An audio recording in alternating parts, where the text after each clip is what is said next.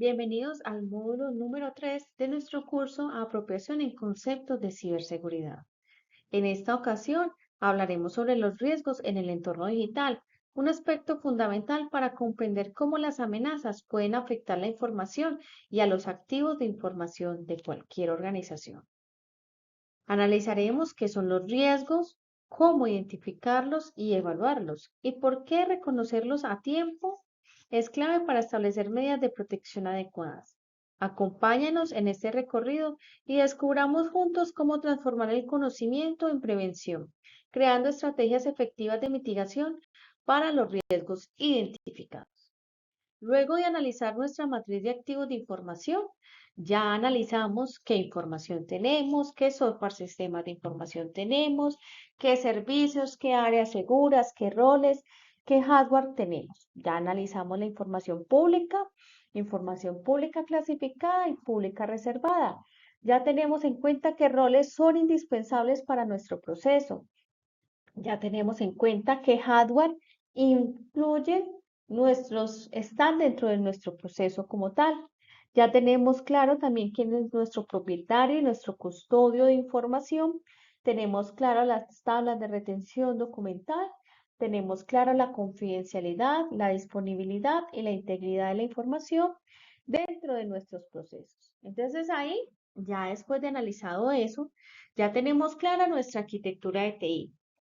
Y de acuerdo a la ISO 9001, que es la que tiene en cuenta los procesos de calidad, ya miramos la estrategia de nuestro negocio, ya tenemos presente qué procesos, qué datos de entrada, qué datos de salida, y miramos toda esta parte de arquitectura tecnológica, arquitectura de información y arquitectura de aplicaciones, donde, por ejemplo, tenemos un ERP, que es el planeador de recursos empresariales, donde existen diferentes módulos que se apalancan a los diferentes procesos de la compañía. Por ejemplo, compras tiene su sistema de información, sus roles definidos, qué personas ingresan información, y ahí se tiene claro también, de acuerdo a la ISO 31000, qué riesgos se pueden llegar a presentar. A partir de ahí yo establezco los routers, los switches, los firewalls que se tienen que tener presente, cómo conecto diferentes sedes, cómo tengo los servidores, cómo están las nubes, ¿cierto? Porque yo puedo tener nube como servicio, software como servicio o programas como servicio o infraestructura como tal. Ya de ahí empiezo a analizar los riesgos que se pueden llegar a presentar, porque pueden ser situaciones o amenazas que pueden comprometer la integridad, la confidencialidad y la disponibilidad de la información. Estos riesgos pueden ser externos o internos, pueden ser errores humanos, pueden deberse a vulnerabilidades en los sistemas, a desastres naturales o a malas prácticas tecnológicas. En los principales riesgos que podemos encontrar son los accesos no autorizados, que es cuando personas no autorizadas, como su nombre lo dice, que nos pertenecen a nuestra organización, obtienen un usuario y una clave y ingresan a un sistema o a una información confidencial y se roban esa información.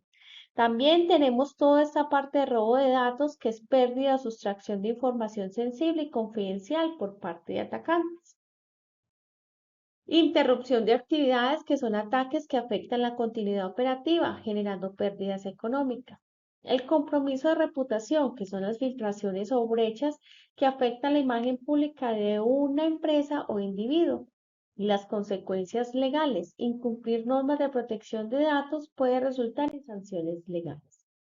Tenemos que tener presente que el- cuando una persona ingresa a una compañía, se le da un perfil de acceso, pero cuando la persona se retira de la compañía, hay que deshabilitarle el usuario, deshabilitarle la VPN, deshabilitarle la consulta a la base de datos, porque hay empresas que esperan hasta fin de año para bloquear en directorio activo los usuarios, ¿cierto? Las cuentas de Office. Tengamos presente que, por ejemplo, EPM surgió hace poquito, en mayo o en abril, una vulnerabilidad que encontraron en su sistema, colocaron un QR y a partir de ahí los usuarios finales pagaban la factura de servicios públicos. Entonces, ¿qué tenemos que tener presente? que yo puedo tener una amenaza, una vulnerabilidad o un impacto.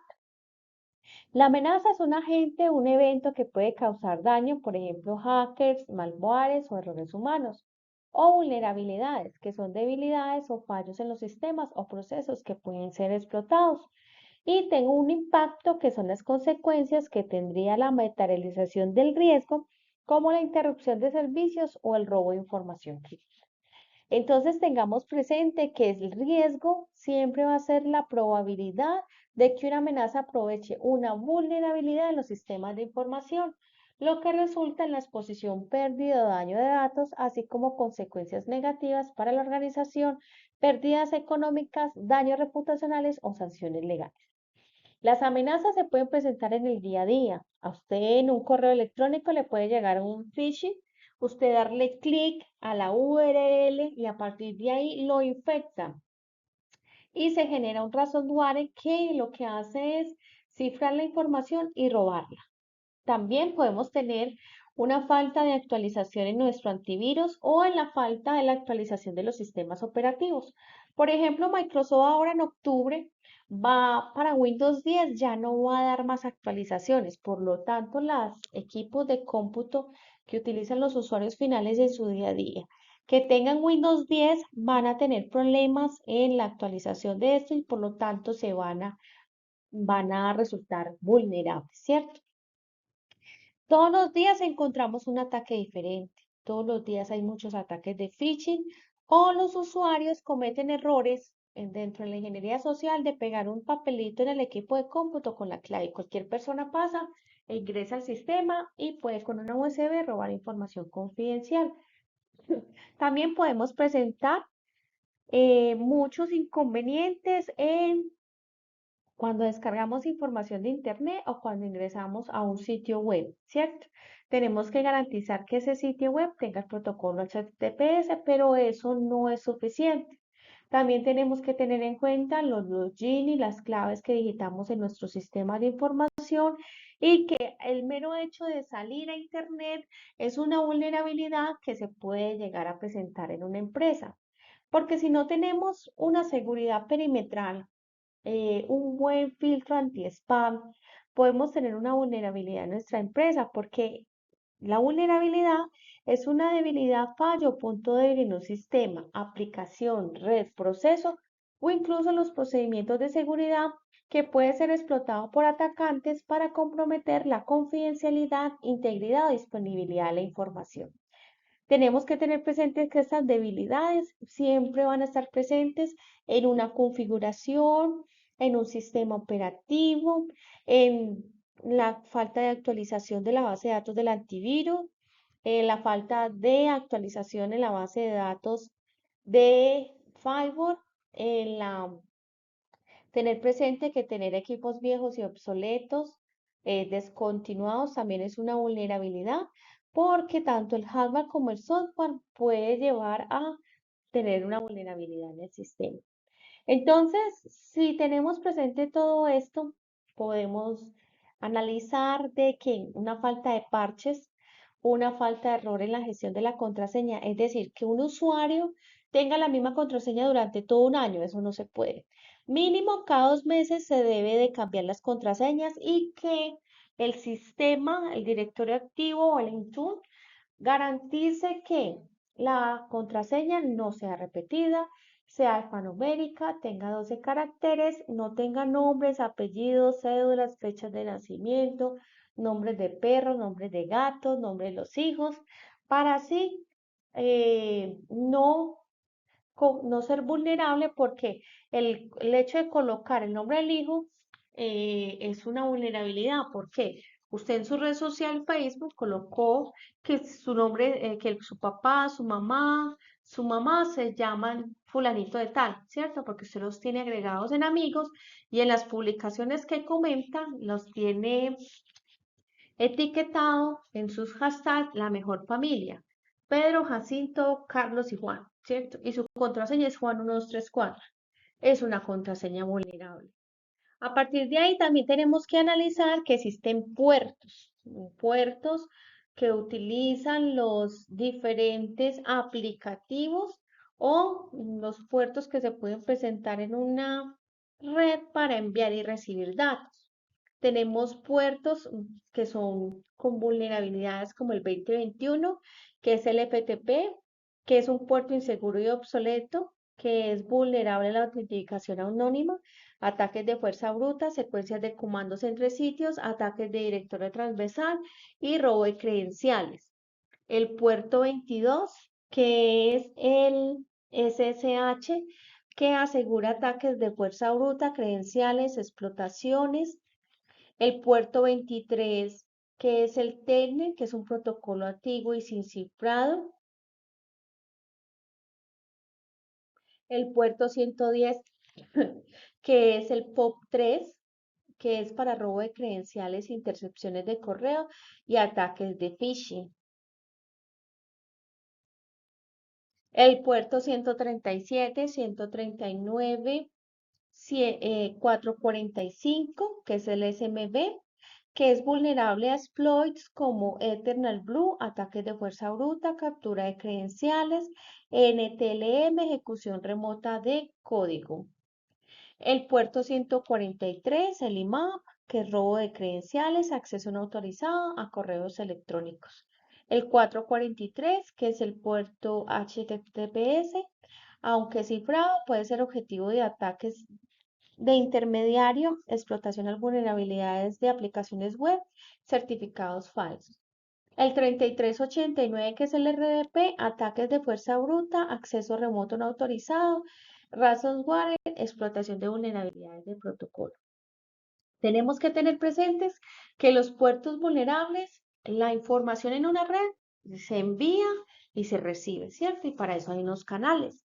Pero estos puertos vulnerables son puertos que pueden abrir, ¿cierto? Como su nombre lo dice, una vulnerabilidad. Debido a que un software esté desactualizado, que haya configuraciones erróneas, protocolos inseguros que pueden ser explotados por atacantes. Y esto es con el fin de obtener acceso no autorizado, robar datos o lanzar un ciberataque. Entonces, a partir de ahí, yo tengo que tener presente que tengo una amenaza. La amenaza como tal se define como cualquier potencial peligro o evento que puede causar daño a sistemas, redes o datos informáticos. Estas amenazas pueden ser causadas por factores internos o externos. Pueden resultar en pérdidas de datos, interrupciones de servicios o comprometer la seguridad de la información. Entonces tenemos un malware. Tenemos que tener presente que el malware es un software siempre malicioso para dañar. Él se infiltra, él roba información sin el consentimiento del usuario. ¿Cómo puede suceder eso? Un empleado descarga un archivo adjunto que puede ser una factura legítima, un PDF o otro documento que usted lo ve seguro. Pero en realidad contiene un ransomware que cifra todos sus archivos y pide un pago para recuperar. Podemos tener el phishing, que siempre va a ser una técnica de engaño donde el atacante suplanta la identidad de una identidad confiable, normalmente mediante correos electrónicos o mensajes falsos para obtener datos sensibles como contraseñas o información bancaria. Es ahí, por ejemplo, donde el usuario recibe un correo supuestamente de su banco pidiéndole que actualice la contraseña a través de un enlace. El enlace abre una página falsa que roba sus credenciales. El usuario ahí digita su usuario y su contraseña, la misma que utiliza en la sucursal virtual, por ejemplo, en Bancolombia, y lo que hace el atacante es capturar eso para él mismo hacer las transacciones y hacer una transferencia como tal. Tenemos toda la parte de la ingeniería social. Recuerden que la ingeniería social no ataca al sistema de información, no ataca la información, atacas al usuario, porque es una manipulación psicológica de las personas para que él revele información. ¿Por qué? Se vulnera su confianza, se vulnera su parte de miedo y a partir de ahí él da una información que es confidencial o realiza una acción, una transacción, porque le dicen que el padre, que el tío, que el pariente cercano, una persona muy allegada a él, se encuentra en un hospital y que para hacerle una operación de última hora requiere consignar 600.000 pesos, ¿cierto? O, por ejemplo, te estamos llamando de WhatsApp te estamos dando soporte vía WhatsApp porque usted tiene muchos WhatsApp web abiertos, entonces al cuarto ya su cuenta va a ser bloqueada. Le estamos mandando un PIN para que por favor nos dé la autorización y nosotros proceder al desbloqueo de su cuenta. Entonces ahí lo que se hace es confiar que le están llamando directamente de WhatsApp y uno nunca recibe una llamada de WhatsApp para soporte, mucho menos de un número de celular extraño y mucho menos con un icono de WhatsApp, ¿cierto? Porque recuerde que siempre el, el atacante va a manipular la parte psicológica del usuario. También podemos tener que el atacante llama por teléfono y se hace pasar por un personal de un soporte técnico, ¿cierto? Y convence al empleado de que le revele su contraseña para verificar un problema de seguridad. Tenemos un ataque intermediario, que por ejemplo es cuando un atacante se coloca entre dos partes que se comunican interceptando, alterando o robando la información que intercambian sin que lo note. Ahí, por ejemplo, un atacante se conecta a una red Wi-Fi pública, logra interceptar el tráfico de los usuarios capturando contraseñas y datos de navegación sin que ellos lo noten. Un ataque de negación de servicio es el intento de saturar un sistema, servidor o red de tráfico excesivo para que no pueda responder a sus usuarios legítimos, dejándolo fuera de líneas temporalmente. Ahí es, por ejemplo, cuando tenemos un sitio web de ventas que recibe miles de peticiones, un e-commerce, y recibe miles de peticiones falsas, por seguido enviadas por una red de computadoras infectadas, lo que hace que el sitio colapse y no esté disponible para sus clientes reales. Ahí, por ejemplo, ha pasado muchas veces en los e-commerce y durante pandemia se presentó mucho de que los sistemas e-commerce no fueron capaces de tener sus usuarios en línea, pero muchas veces fueron atacantes que saturaron la red y no permitieron que se hiciera ningún tipo de transacciones. También tenemos el ataque de día cero, que es una explotación de una vulnerabilidad recién descubierta en un sistema o software antes de que los desarrolladores publiquen una solución, un parche. Por ejemplo, un ciberdelincuente descubre una falla en la última versión de un navegador web y la aprovecha para instalar un spyware en computadores de usuarios antes de que la empresa del software publique un parche. Hoy en día, recuerden que uno ya no se protege del señor de la calle que le roba el bolso a uno, sino de todas las transacciones que usted puede hacer en Internet y que pueden ser vulnerables por el sitio web, por la conexión segura, por no utilizar una VPN. Ahora analicemos el ataque por medio de contraseña. Es cuando se obtienen claves de acceso mediante técnicas como fuerza bruta, robo de credenciales, diccionario o reutilización de contraseñas débiles. Un atacante puede probar automáticamente miles de contraseñas en la cuenta del correo de un empleado hasta que logra adivinarla. Ataque de fuerza bruta. Ah, tenemos que tener presente que por eso es que las contraseñas tiene que existir una política muy clara en la compañía para que no se reutilicen, para que exija los 12 caracteres y que dentro de esos 12 caracteres tenga tres numéricos, tres alfanuméricos, una mayúscula y el resto minúscula. Tenemos el ataque al Internet de las cosas. Hoy en día todo está conectado. Tenemos las casas inteligentes, toda la parte de la domótica, tenemos drones, tenemos comandos de voz, Alexa conectada. Entonces, en todas las transacciones de Internet, en nuestro histórico, está nuestro usuario y una contraseña, ¿cierto? Entonces, yo puedo tener una cámara conectada, un router, un electrodoméstico conectado. Entonces, a partir de ahí, la cámara inteligente con una contraseña débil es tomada por un atacante quien la conecta a una red para ejecutar ataques de denegación o servicios masivos o tomar fotos de hechos o situaciones comprometedoras para luego sufrir un chantaje. Tenemos también el ataque de inyección SQL, que ocurre cuando un atacante inserta un código malicioso en consultas a bases de datos, logrando acceder, modificar o borrar información sensible sin autorización. En un formulario de inicio de sesión de un sitio web, un atacante introduce comandos maliciosos en lugar de usuario y contraseña, logrando acceder a toda la base de datos del cliente. Entonces tengamos presente que yo ya tengo claro mi riesgo, tengo claro que mi vulnerabilidad y tengo claro una amenaza. Entonces, a partir de ahí y haciendo un análisis de la matriz de activos de información, ahora procedo a hacer mi matriz de riesgos, donde yo miro una escala de calificación en mi probabilidad, en mi impacto y saco un nivel de riesgo donde tengo calificaciones muy altas y calificaciones muy bajas en probabilidad, donde mi impacto 1 es insignificante, 2 es menor, 3 es moderado, 4 es crítico, 5 catastrófico y el nivel de riesgo se calcula multiplicando la probabilidad por el impacto, cuyo resultado si es 1 entre 4 da bajo, si es 5 entre 9 da moderado, si es 10 a 16 da alto, si es de 17 a 25 es crítico.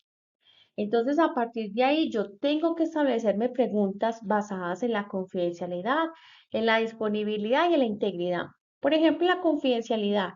¿El riesgo afecta la privacidad y acceso no autorizado a la información? La integridad. El riesgo puede alterar o corromper los datos. Y la disponibilidad. El riesgo puede impedir el acceso a la información cuando se necesita. Entonces, ¿cómo utilizo esta matriz? Primero identificamos los activos, las amenazas y las vulnerabilidades. Luego evalúo el impacto sobre la confidencialidad, la disponibilidad y la integración.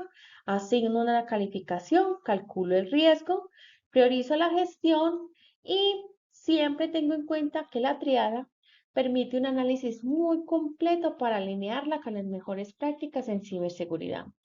Siempre me tengo que hacer preguntas como qué medidas garantizan la disponibilidad continua de mis datos, cómo afecta la confidencialidad la protección de mi información, qué riesgos comprometen la confidencialidad de mis sistemas actuales, cómo priorizo las acciones para fortalecer las áreas de riesgos.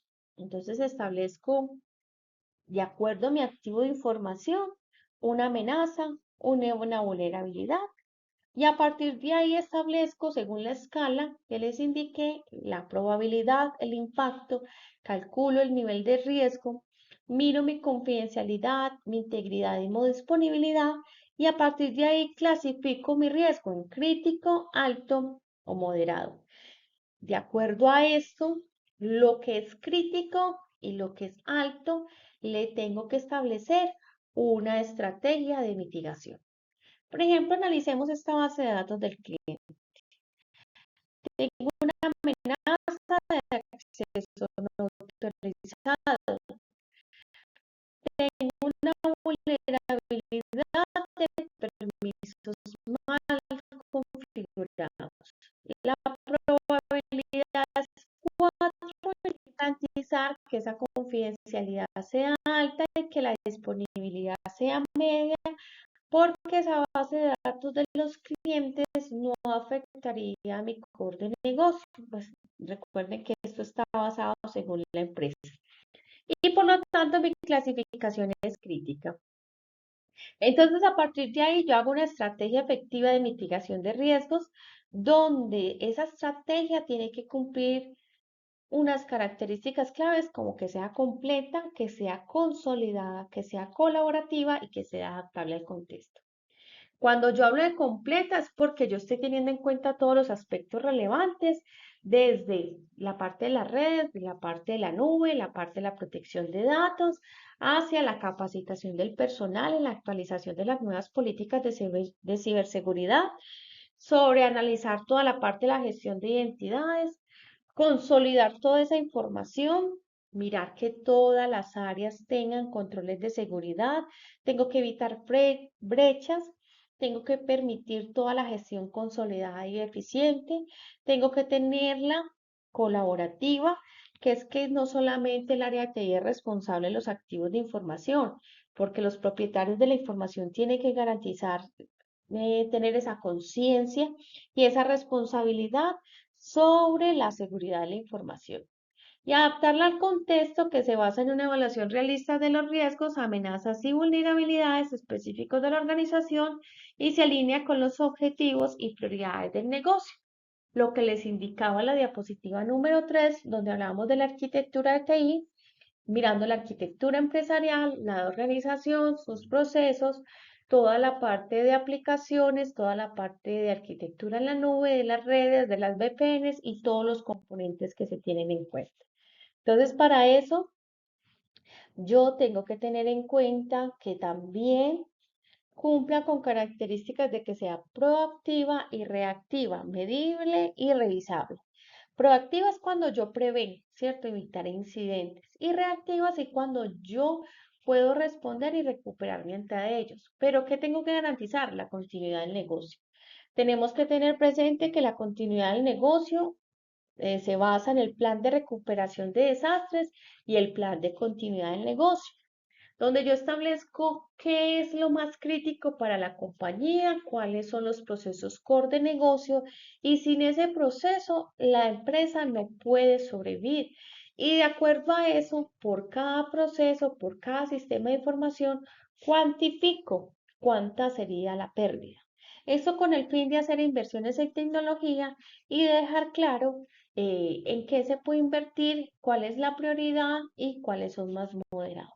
Que sea medible y revisable es porque tenemos mecanismos para evaluar su efectividad mediante auditorías, pruebas y revisiones periódicas y se ajusta según la evaluación de las amenazas y el entorno tecnológico. Para esas estrategias, tengamos presentes que yo siempre voy a tener en cuenta que los riesgos se mitigan y que estos tengo que tenerlos presentes en la confidencialidad, en la disponibilidad y la integridad de la información. Entonces, por ejemplo, en una base de datos de clientes, yo le puedo colocar un control de acceso estricto, un cifrado de datos, una auditoría y monitoreo, unas copias de seguridad. Entonces, yo establezco qué actividades voy a hacer para cumplir cada una de estas y voy a ir analizando el qué, el cómo, el cuándo, el dónde se tiene que hacer. Entonces, por ejemplo, las bases de datos las tenemos que mantener actualizadas, tenemos que revisar los backups, tenemos que registrar y revisar los accesos, tenemos que proteger los datos sensibles y tenemos que implementar autentificación robusta. En la parte de la propiedad intelectual tenemos que tener cifrado de datos, tenemos que tener políticas de confidencialidad, gestión de derechos de acceso, monitoreo de transferencias de archivos y copias de seguridad y control de versiones. Tenemos que mantener respaldados el histórico de los documentos que se hacen a nivel de propiedad intelectual, vigilar siempre la salida de la información sensible, firmar los acuerdos de confidencialidad, limitar siempre el acceso a la propiedad intelectual solo a las personas autorizadas de acuerdo a su perfil profesional. Y tenemos que tener la información protegida. Tenemos que tener presente que existen software como el ERP, que es el planeador de recursos empresariales. Tenemos que tener un contrato actualizado con nuestro proveedor donde lo integremos con el directorio activo para que tengamos autentificadores multifactor, la huella, el PIN, la contraseña, y que nos permitan tener accesos basados en roles donde tengamos los permisos de acuerdo a este rol, donde actualicemos los parches, donde le hagamos auditoría constante y tengamos planes de recuperación de desastres. La información financiera, siempre capacitar al personal contra el phishing, tener una política de acceso restringido en la cual la información financiera solamente sea personal autorizado, que no se permitan modificaciones, que se garantice la confidencialidad. En el cifrado de datos de proteger la información financiera mediante cifrado. En el monitoreo de transacciones implementar alertas para detectar movimientos inusuales no autorizados.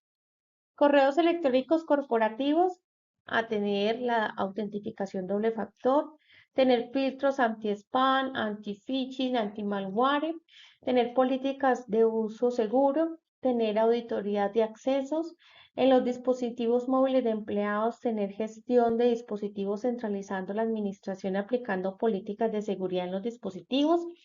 Tener un cifrado y bloqueo remoto, un control de aplicaciones y utilización de VPNs y redes seguras. Cualquier transacción que se vaya a hacer fuera de la oficina, siempre se sugiere utilizar redes VPN, porque la red VPN es una red virtual que garantiza como tal las diferentes conexiones que existen. En la red corporativa, ya a nivel de TI, del administrador de la red, hacer una buena segmentación, tener un firewall, un sistema de detección de intrusos, una gestión de puertos o servicios, un monitoreo continuo y unas políticas de acceso remoto. A partir de ahí, yo puedo establecer y redactar muy bien las estrategias de mitigación. Por ejemplo, en control de acceso estricto, establezco un objetivo. El objetivo puede ser proteger la confidencialidad y la integridad de los datos, restringiendo el acceso solo a usuarios no autorizados. Establezco unos pasos para la implementación, pero todo esto lo hago en un informe donde redacto todas estas estrategias con su correspondiente objetivo, los pasos para la implementación y cómo se va a evaluar la efectividad. Esto lo tengo que hacer mínimamente 6 veces en el año. Cada 2 meses actualizarlo porque todos los días surge un nuevo virus, un nuevo gusano, un nuevo troyano. Entonces, a partir de ahí, establezco los pasos para la implementación, defino roles y permisos, implemento autentificación multifactor, reviso y actualizo periódicamente los permisos de los usuarios y registro y monitoreo los accesos a sistemas críticos. ¿Cómo evalúo la efectividad? Realizando auditorías de acceso y revisiones de log, medir la reducción de incidentes de acceso no autorizado y simular intentos de acceso indebido, pruebas de penetración. ¿A qué nos referimos? Yo establezco un objetivo, indico un paso a paso y establezco la estrategia donde evalúo la efectividad. Por ejemplo, en este caso que estamos hablando en el caso que estamos hablando, por ejemplo, de el cifrado de los datos. El cifrado de los datos garantiza la confidencialidad de la información, tanto en el tránsito como en el reposo. Entonces ahí identificamos los datos sensibles que requieren cifrado, seleccionamos y hacemos la implementación de algoritmos de cifrado, configuramos el cifrado y gestionamos y protegemos la información en el cifrado. En este caso, hacemos una evaluación de efectividad y verificamos mediante auditorías que los datos estén cifrados, realizamos pruebas de recuperación de datos cifrados y revisamos la gestión de claves y acceso. Entonces, tengamos presentes que se pueden presentar muchos riesgos, muchas amenazas, muchas vulnerabilidades.